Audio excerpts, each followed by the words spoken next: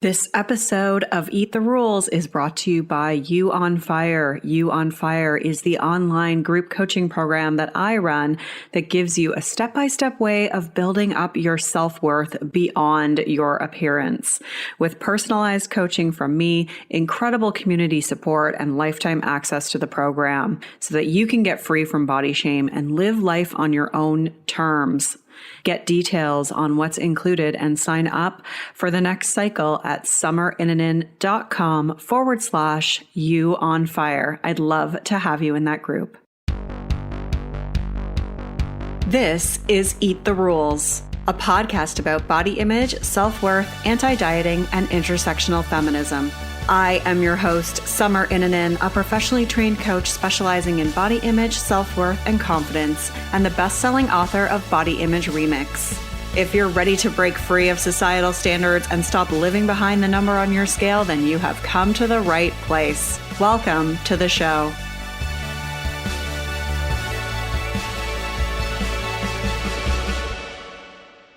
This is episode 189, and I am interviewing Nic McDermid, fat activist and intersectional feminist. We talk about how fatphobia is rampant in the eating disorder recovery world, the harm that this does, what they can do better, the importance of reclaiming the word fat, how to navigate acceptance and recovery with chronic pain, and more.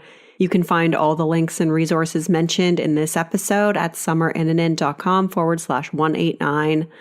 I want to give a shout out to Chocoholics Are Us. That's a great handle, by the way, who left this awesome review. Where have I been? I can't stop looking at people I know and think they are missing out. They are missing out on the freedom of forgetting about diets and food choices. Summer, you've set me free. I'm a long way from complete body acceptance, neutrality, and my number one goal is still finding stale cookies in the cupboard. But Summer, you've got me. Thank you. Keep rocking on. Thank you so much, Chocoholics Are Us. Sorry, that name just is, it's great. It's really good. Thank you so much. I really, really appreciate that. If you haven't already done so, you can leave a review for the show by going to iTunes and search for Eat the Rules, and then click ratings and reviews and click to leave a review. That helps others to find the information that you're learning here and to support anti-diet culture. You can also help out the show by subscribing, and you can do that by hitting the subscribe button via whatever platform you use to listen to this podcast, whether that's Apple Podcasts or Spotify, Stitcher, YouTube, any of those things. And if you haven't already done so, definitely grab the free 10-day body confidence makeover at summerinanen.com/freebies with 10 steps to take right now to feel better in your body. This episode with Nic is really, really great. I've been wanting to talk to Nic for a while, and we were finally able to connect and have a really amazing conversation. And it's such an important conversation because Nic shares her lived experience of being in a fat body and the challenges of what that's like recovering from an eating disorder and how to try to navigate that and really what can be done better and what she does to practice acceptance and living unapologetically. And she's really challenges a lot of the status quo and a lot of the messages that are out there, even a lot of the messages that are out there around eating disorder recovery right now. She challenges a lot of those on her Instagram account. I'm always learning a lot just by following everything that she puts out there. So I think that you're really going to enjoy this interview. Let's get started. Hello, Nic. Welcome to the show. Hello. Thank you so much for having me. I'm so excited to have you here. It's been a work in progress, but I'm so excited to connect with you and to be on the podcast. Yeah, me too. Well, I'd love you to start out just by talking a little bit about your story and what brought you to the work of fat activism. Look, I think this could be an entire episode in and of itself, but in short, I came to fat activism through my own experience being a fat person and also experiencing an eating disorder as a fat person, and really recognizing and experiencing all of the injustices that come with being a fat person with an eating disorder.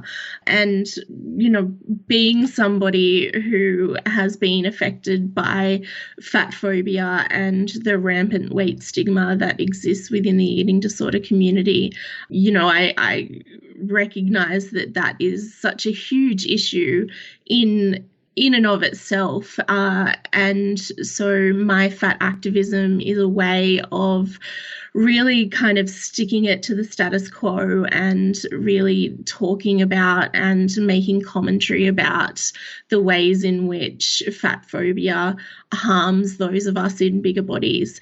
And yeah, I suppose I didn't kind of set out to sort of land myself in a fat activist kind of position, but it's just something I think that kind of happened. And as I started to explore my own relationship with my body and my own relationship and I guess my proximity to fatness and my relationship with fatness, it grew from there, I suppose.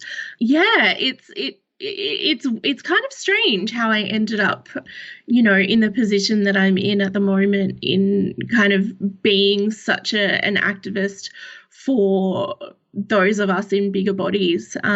It kind of happened gradually and then suddenly, and yeah, I kind of wouldn't have it any other way. Yeah, and I have so many more questions based on what you just said, and I think we're going to talk a bunch more about just your experiences, like your lived experience and specifically like what the eating disorder recovery community needs to do better. But I'd first like to start by understanding, what your experience was like with an eating disorder, like recovering from an eating disorder. Yeah, I think when you're recovering from an eating disorder in a fat body, it's ridiculously hard because everything around you is telling you that the body that you're recovering into is wrong.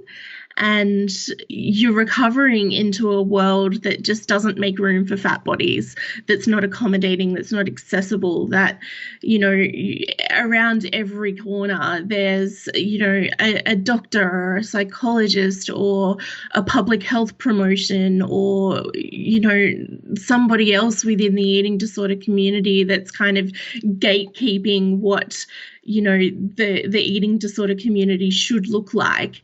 There's seemingly no room for fat people in the eating disorder narrative. And that's really hard when you're recovering into a world that just, is telling you that your body is wrong. It's difficult to access services. It's difficult to be believed. It's difficult to have people take you seriously in terms of, your eating disorder and your suffering with that. I remember being deep in the throes of my eating disorder and going to the doctor, and, I was there kind of every few days sort of thing, and, going to the doctor, and he weighed me at that point. And, I remember distinctly him saying to me, oh, I don't need to worry until you're at, X weight. And, the eating disorder raging in my head was like, okay, game on. But,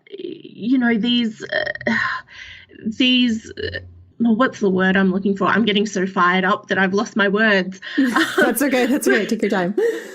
But I guess these experiences, they aren't isolated experiences. These are happening to people all over, and particularly for people in marginalized bodies, it's really hard to get taken seriously. Mm-hmm. And then, and you can tell me if you want to talk about this or not, like, were you ever in a treatment facility or group where you were like, where you maybe felt like you were or that sort of enhanced your experience of marginalization? Like, were you able to access care where you felt like it was more inclusive? Look, I was very privileged in the fact that I was able to access an eating disorder day program on a number of occasions, but that eating disorder day program didn't come with, the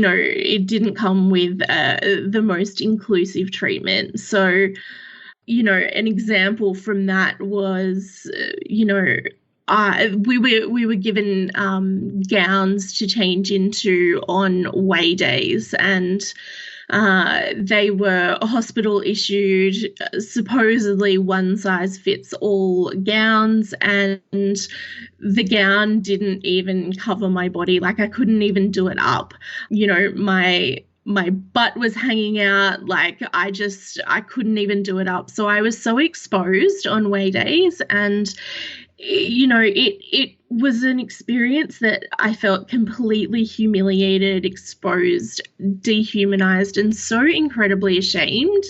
And, that's just one example. Another example was, at morning tea time, everybody else got, a certain type of morning tea, and I had an apple put in front of me because my weight was supposedly trending upwards and I was in a fat body at the time. So, that difference in kind of me getting a piece of fruit and everybody else in smaller bodies getting a certain type of morning tea, it was just horrendous. And not to mention, the microaggressions that are just so ingrained in eating disorder treatment, in the way that we talk about weight and bodies, and the way in which we kind of casually just throw in the idea that eating disorder professionals won't make people quote unquote too fat,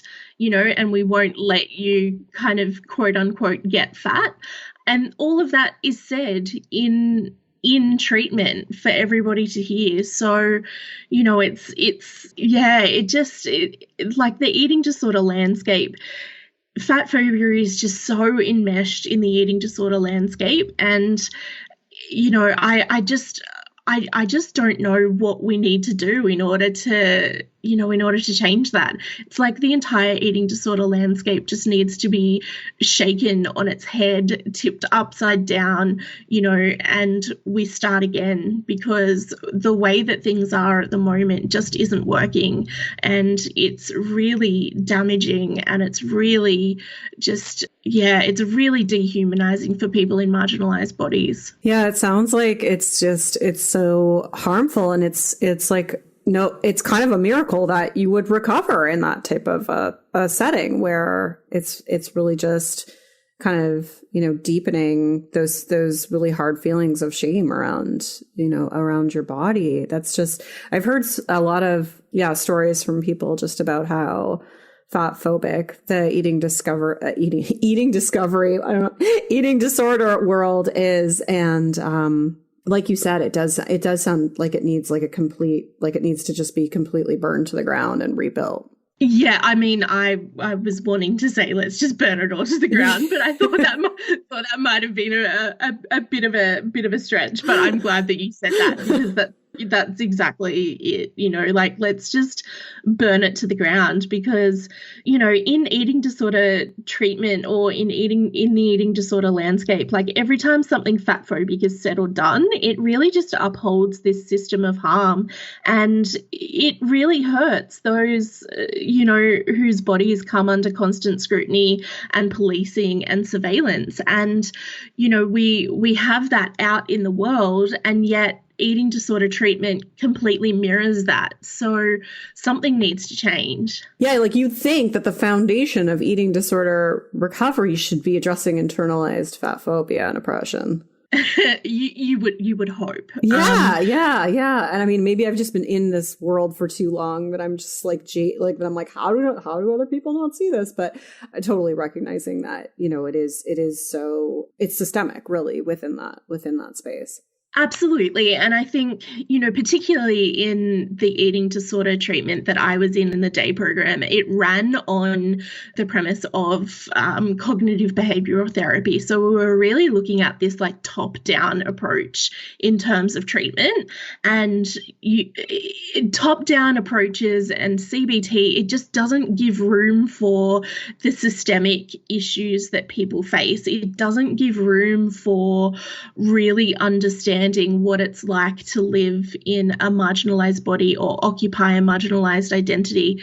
And there's an issue there. There's such a disconnect between the ways in which the eating disorder treatment community, does their treatment, so to speak. And we've got so many marginalized people out here experiencing eating disorders, but with no way to really unpack the really important things like, like fat phobia, like, how racism, how sexism, how transphobia really affects a person in eating disorder recovery. It's like this top-down approach of CBT is just solely focused on behavior change and addressing the thoughts of the eating disorder, but that's great. It's all well and good. But if we're also not addressing, the oppression alongside this, then, what the hell are we doing? Mm-hmm. And the internal bias of the providers too. Like I imagine,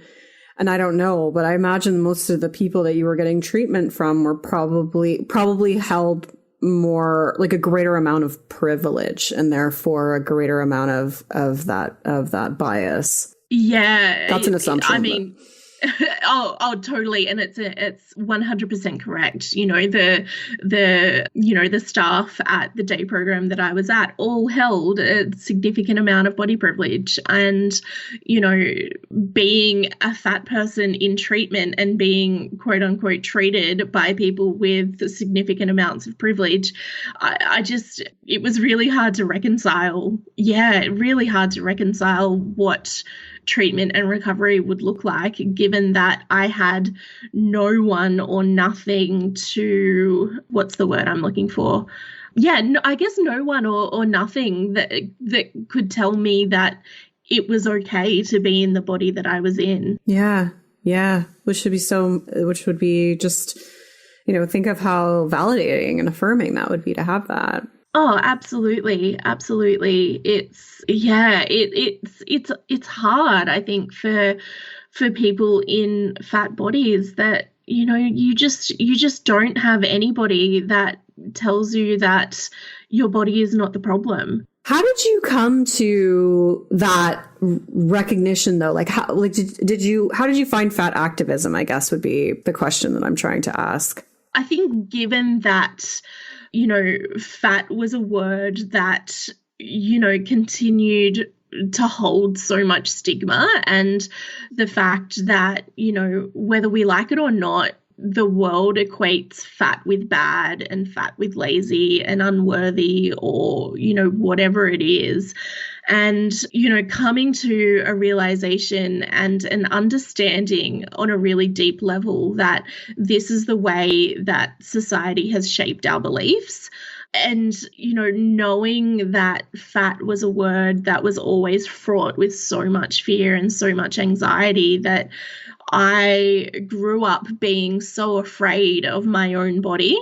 And I mean, it's hard in terms of thinking about how I came to reclaim the word. As I said before, like it didn't kind of happen, like it didn't kind of happen as some huge epiphany. It was like, okay, I am really just going to try and change my relationship with the word. And, how is it to look at myself as a fat person?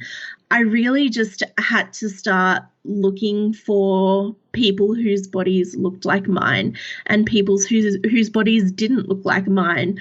Really just had to curate my social media feeds in terms of cutting out and blocking and, deleting every single person, every single company, etc., that made me feel horrible about my body.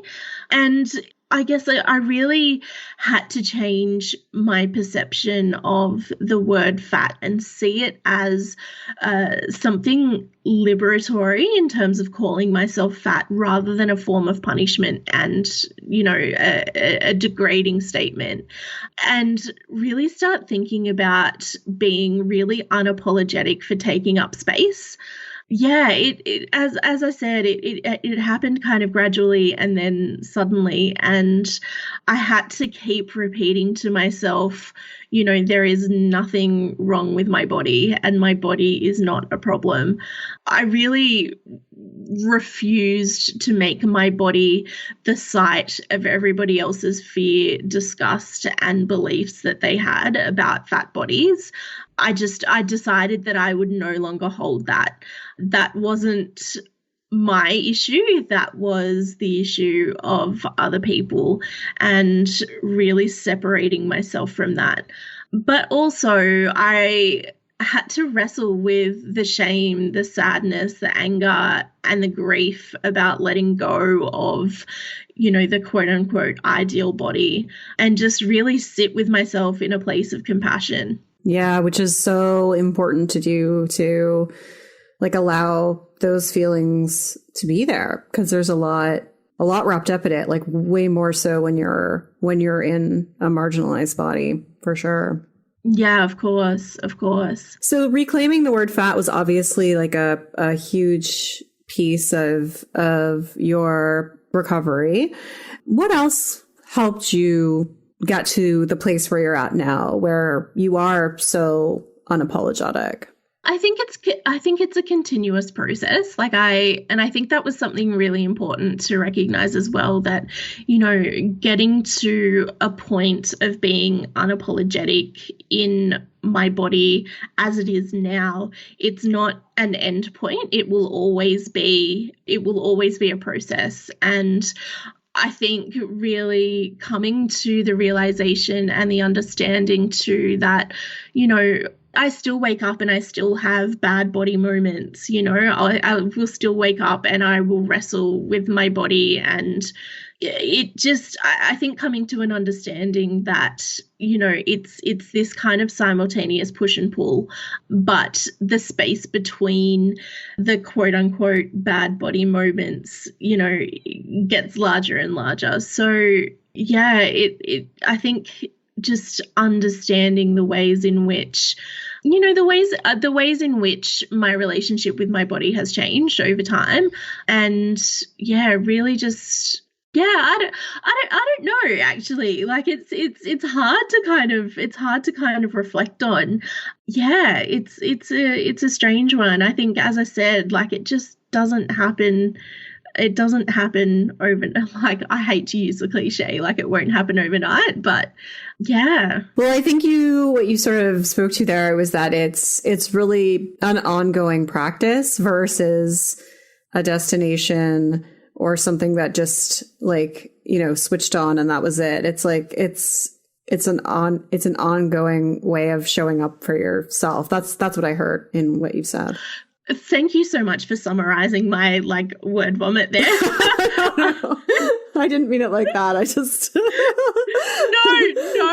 I totally appreciate it. It's early in the morning here and my brain just hasn't switched on yet. So I forgot. That is okay.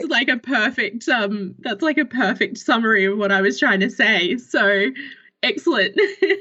For everyone listening, Nic got up at, I don't even know, what time did you get up? It's 7 a.m. there now. So you must have woken up earlier than that. Yeah, so I got up at 6 a.m. to try and settle down my kitten, who tends to want to jump all over me while I'm on Skype or Zoom calls. So yeah, I've been up since 6. So yeah, and I haven't had coffee yet. So definitely, I would not be good for recording anything at 7 a.m. So I admire your ability.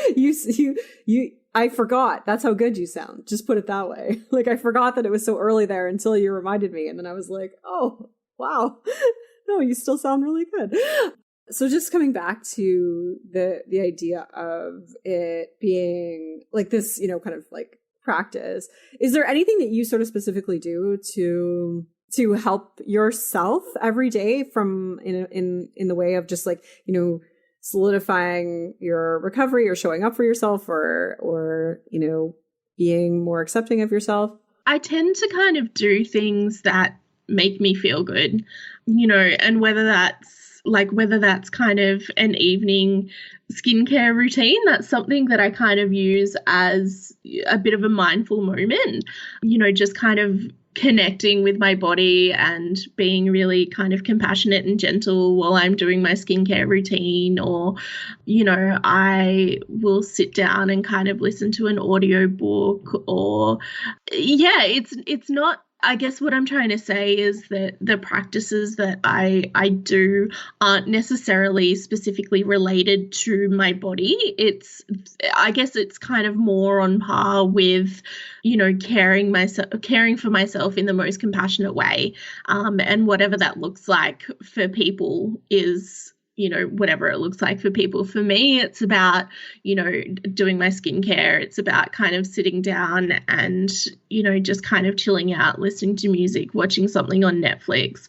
One of the most important things, though, I think, is community. And, you know, I've built an online kind of community over the years with, you know, people who share my experience, and knowing that, you know, if something really shitty has happened over social media, you know, I get trolled constantly, you know, I get pummeled in the comments of, you know, posts and such. So I know that if something happens in that respect, I can go to my community and just have a vent, and I know that people have got my back.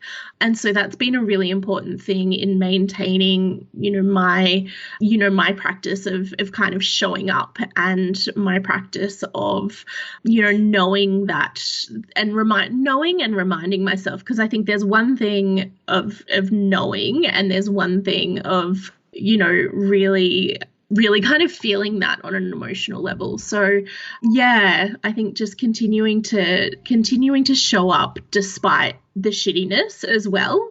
Anger is something that tends to fuel a lot of my social media posts. And I often get told that, you know, I'm far too angry and, you know, I need to kind of tone it down and et cetera, et cetera. But that anger for me is about action, and that is about activism. So, you know, feeling that anger and getting angry about things is actually really important. And that's been a huge part of my process in, you know, showing up and taking care of myself. Mm-hmm.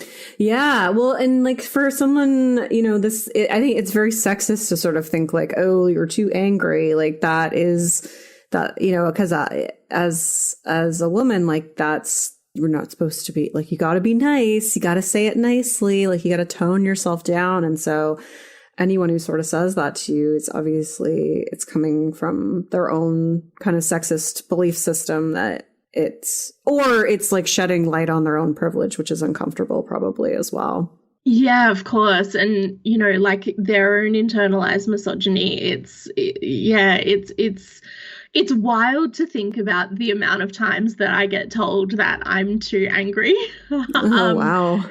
It tends to kind of be a bit of a laughable moment, you know, when that happens. And I tend to kind of look at those comments about being too angry and think, yeah, okay, I'm doing something right, because it's pissing people off. And yes, you know, if I'm pissing people off, then they're obviously reacting to what I'm doing and what I'm saying in such a way that it makes them uncomfortable. And I don't set out to make people uncomfortable, but I do. And that's a really, I know that sounds, you know, I know that might come across as really horrible, but I want people to wrestle with that discomfort, and I want people to think about where that discomfort is coming from. I want people to really question why it is that they feel really uncomfortable or confronted with the material that I put out there. Yeah, it's really interesting to hear you talk about it.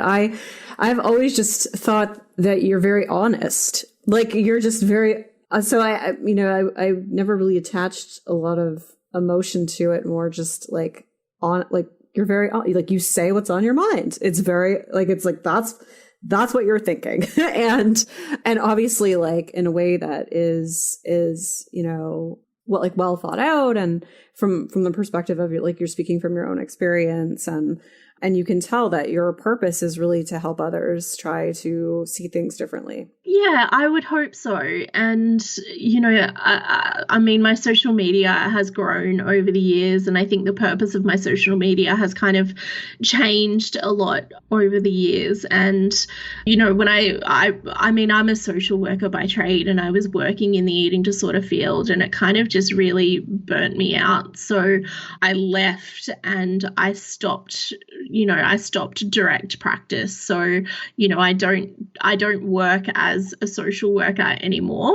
And I think that really changed the trajectory of my social media, where I was more able to sit in this pocket of lived experience and sit in this pocket of talking specifically about, you know, lived experience. And yeah, I found that I didn't have to censor myself, and I didn't have to tone things down, because I wasn't kind of governed by this professional responsibility to frame things nicely. So yeah, I think that was actually a really huge change for me, in being able to sit in this pocket of lived experience and just say things that were on my mind without having to tone it down, or, you know, think about, okay, how is this going to come across?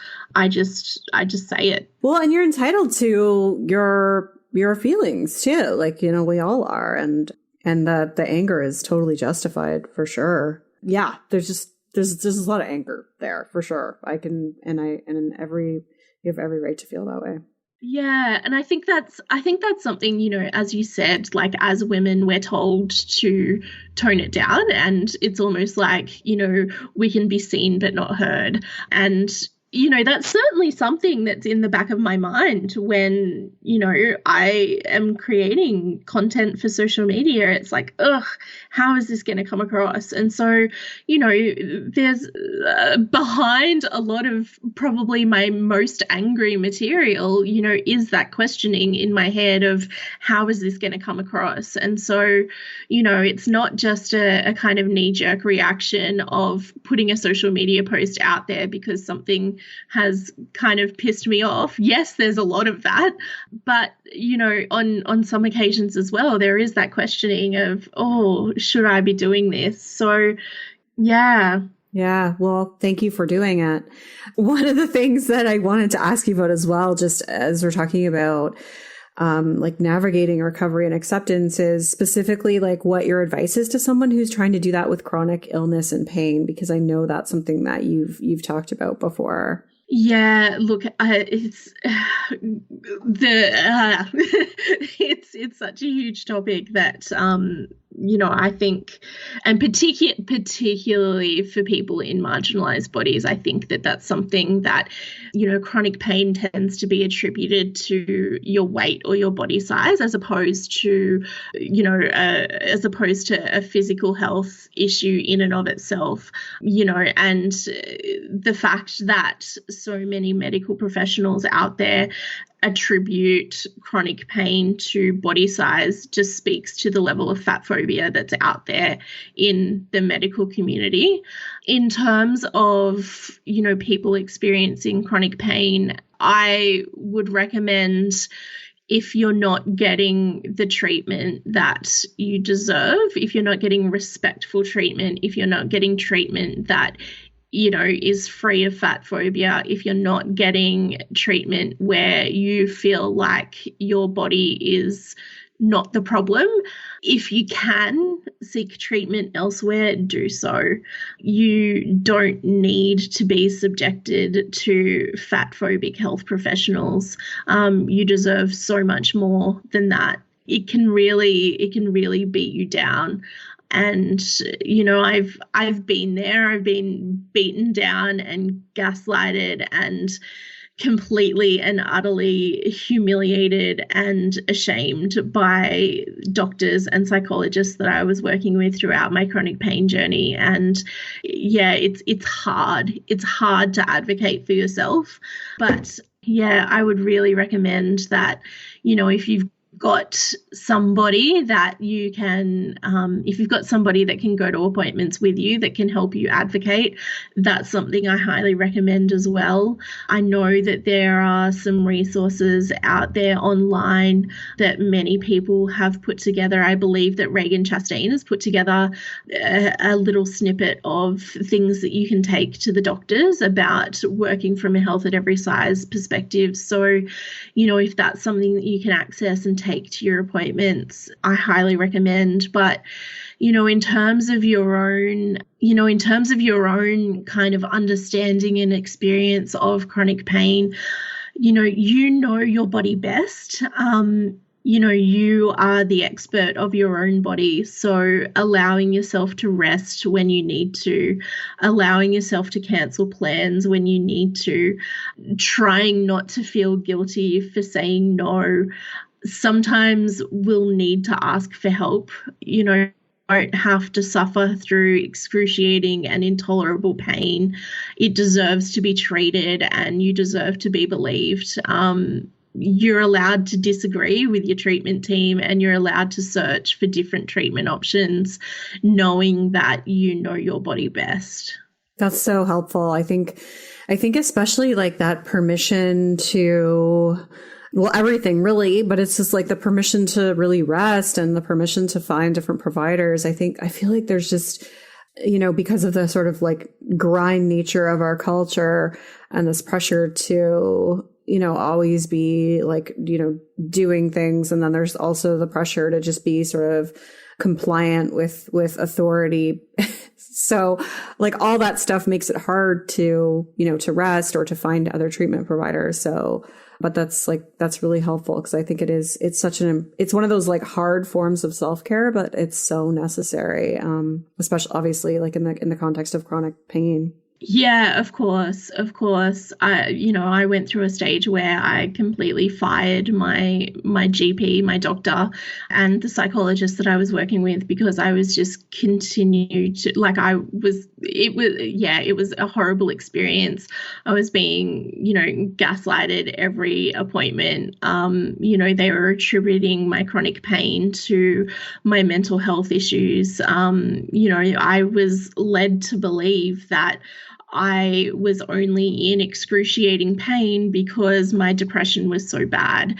And, this was the back and forth. So not only was my chronic pain attributed to my body size, it was also attributed to my mental health. And so, at one point, my doctor and my psychologist were kind of double teaming me and telling me that I needed to be in hospital for my mental health, because it was declining to the point of needing, a higher level of care, being in hospital. But in actual fact, I just wasn't being believed. I just wasn't being listened to, and my chronic pain was just not being treated. And because I was going to appointment after appointment after appointment, like absolutely hysterical, crying, like somebody help me, that was just put down to my mental health declining and, needing to be in hospital. So yeah, if providers are doing that to you, you're allowed to fire them. You don't need to put up with that shit at all.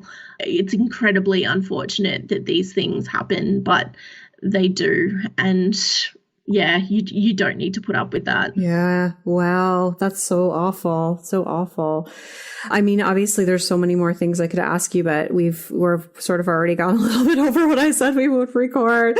So I'm going to wrap it up here, but I want you to tell people where they can find more of you. My hub, so to speak, is my Instagram account. So that is at Nic.McDermid on Instagram. You will find links to my YouTube channel from Instagram as well. But the majority of my work resides on Instagram, and then the branches kind of, you can find from there. Yeah. Great. I'll link to those in the show notes too. Nic, thank you so much for being here. I really appreciate you, and I appreciate you sharing so much of your story and giving such really helpful advice and just everything that you're doing out there, because I know it's not easy dealing with all the sort of pushback. Thank you so much for having me. I really appreciate it. It's always lovely to be able to share lived experience in such a way. So I really appreciate the time. Thank you. Thank you so much, Nic. Rock on. I love having a podcast because I get to talk to so many interesting people that I would usually not get the opportunity to sit with and chat with for, 30 or 45 minutes or however long some of these interviews are. And I just always learn so much, and it's a cool part of my job. I like it. Hope you enjoyed that interview as much as I did. You can find the links and resources mentioned in this episode at summerinnanen.com/189. Thank you so much for being here today. I'll talk to you soon. Rock on.